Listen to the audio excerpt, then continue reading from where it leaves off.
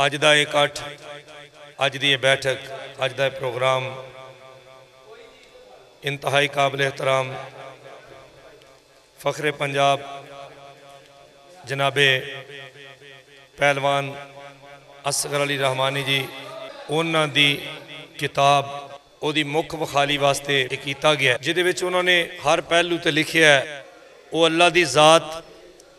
उन्हां दे प्यारे महबूब सल्लल्लाहु अलैहि वसल्लम दी ज़ाते आलिया, वालदैन, हालाते हाजरा, मईशत और साडे पंजाब दा इस कल्चर नूं उजागर कीता है।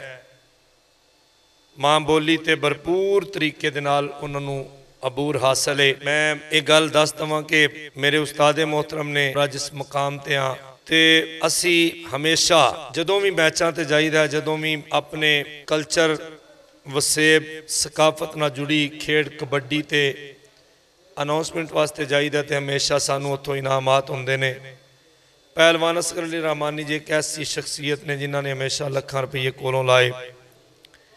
ते उन्हां दा एक शेर मैं तुहाडी सारियां दी नज़र करना कि जिन्नू यार कहिए उहदे नाल रहिए, औखे वेले भी उसनू छोड़िए ना, करिए ओदियां पूरियां सब लोड़ां, बदले उस ते कुछ भी लोड़िए ना, रहिए नाल सलूक दे हर वेले, एक दूजे दी गल नू मोड़िए ना, चुगल खोर दे असगर जी लग आखे, दिल यार प्यारे दा तोड़िए ना, दिल यार प्यारे दा तोड़िए ना। भलवान साहब ने वैसे तो बड़ा कुछ लिखिया, लेकिन चंद चीज़ां जिहड़ियां मैनूं बड़ियां अच्छियां लगियां, उहदे विच खसूसी तौर पर जिहड़ी इल्तजा की गई कि असी लभदे लभदे थक गए हाँ, असी लभदे लभदे थक गए हाँ, तेरी कुदरत दा लब्बा किनारा नहीं हो, गल पा आराम ते हरम लब्बा, मिलिया ओथे भी तेरा इशारा नहीं हो, अपीर रहम दी जिथे मंजूर हुंदी उस दर्जा होर दोबारा नहीं हो, असगर पहलवाना कुल जहाना दे लई नबी पाक जिहा कोई सहारा नहीं हो। ते एक जगह ते उन्होंने लिखा कि बद नस्ले ते बेकदरे नू कदी भी यार बनाइए ना, जिथे ज्ञान दी कदर ना होवे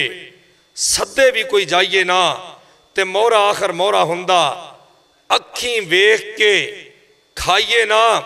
और जेड़ा कपड़ा नंग ना कज्जे ओनू तन ते पाइए ना, नेकी दी मत दईए सब नू,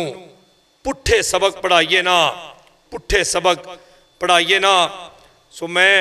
पहलवान असगर अली रहमानी साहब मेरे उस्ताद मोहतरम उन्होंने ढेर मुबारक देना। इन्ना चाह विआह दा हुंदा पुत्र दे विआह दा, जिन्ना किताब दी मुख विखाली किताब जदों बंदे दी छपती है, बंदे दा दिल करदा है कि मेरियां जिहड़ियां चीज़ां ने वो लोगों तक जाणगियां, जो मेरा ख्याल है वो लोगों तक जावे। सो मैं उस्ताद मोहतरम पहलवान असगर रहमानी साहब उन्हां दी एक होर गल जिहड़ी उन्होंने मापियां दे बारे लिखी है, असगर प्यो दा रिश्ता आली, असगर प्यो दा रिश्ता आली, मर जावे ते वेड़ा खाली, चाचे ताए शरीका करदे, नाल भतीजियां रहिंदे लड़दे, सजनों प्यो जे जिउंदा हुंदा, नफरत वाले दाग धोंदा, ते मां ते मन्निया मां हुंदी ए, प्यो वर्गा भी कोई नहीं हुंदा, कंडा चुब्बे जे पुत्र ताई, प्यो भी सारी रात नहीं सौंदा, प्यो भी सारी रात नहीं सौंदा। भलवान असगर अली रहमानी साहब मैं उन्होंने नज़र एक शेर करांगा कि असी पुत्र देश पंजाब दे, साडी शेरां वर्गी दख, असी नज़र ती दुश्मन मारिए जे तकीए भर के अख, असी पीछे विच प्यार दे असी कदी नहीं होना वख, असी जाहद शर्मा वालड़े साडे मौला रखे कख,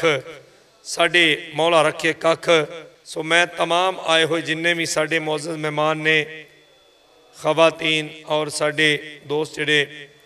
भाई आए ने, उन्हां सब नूं जियां नूं वैलकम कि उन्होंने अपना कीमती वेला दिता। इंसान को सब तो ज़्यादा कीमती सिर्फ वेला हुंदा है, वक़्त तो कीमती कोई खजाना नहीं, कोई उहदे कोल मतलब रकम नहीं। इंसान की सब तो ज़्यादा कीमती जिहड़ी चीज़ है वो वक़्त है। सो असी मैं समझना कि किसी एजाज़ तो घट नहीं पहलवान असगर अली रहमानी साहब उन्होंने अज उन्होंने किताब जिहड़ी किताब आप तो पहलवान ने लेकिन उन्होंने पहलवानी करदे ना जी वो किताब का नाम इन्ना अपना रख दिता है कि बंदा फड़द्या सार परेशान हो जाता है कि आखिर गोट टिकाणा है तो सच हकीकत है, लेकिन चूंकि बंदा आया भी इत्थे मुक जान लईए बंदे का दिल तो नहीं ना करता जी असीं टुर जाइए। जिन्ना मर्जी भी तगड़ा होवे जान तो दिल नहीं करता तो रहना भी किसे नहीं, ये भी गल हकीकत है। सो उन्होंने किताब का नाम रखा है कि आखिर गोट टिकाणा अल्लज़ी खलक़ल मौत वल हयात लियब्लुवकुम अय्युकुम अहसनु अमला। पहलवान असगर अली रहमानी जी मेरे उस्ताद मोहतरम ने